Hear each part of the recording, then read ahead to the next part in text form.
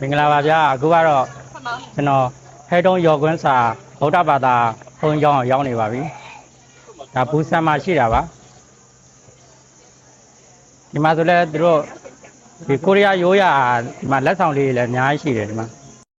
ဒါကိုရီးယားရိုးရာလက်ဆောင်လေးလည်းဝယ်လို့ရတယ်ပေါ့နော်အများကြီးပဲလက်ဆောင်ဒီနေ့ကနွေရာသီပိတ်ရဆိုတော့ဒီမှာလူတွေကတော်တော်များတယ်ဒါကတော့ဘုန်းကြီးကျောင်းဝင်သွားပါ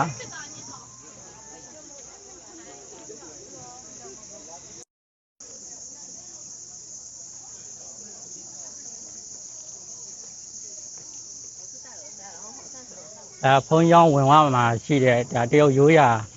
အယုတ်လေးတွေပေါ့နော်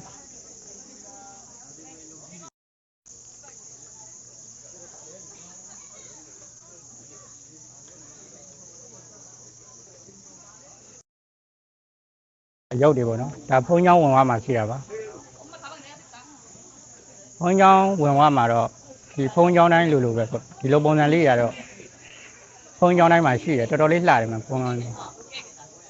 ဒီမှာဆိုလဲဒီမှာသူတို့ရိုးရာ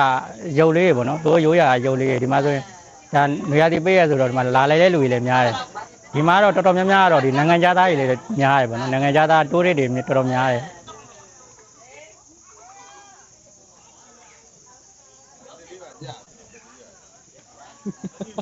ယ်လက်ကလေးပါဗျာ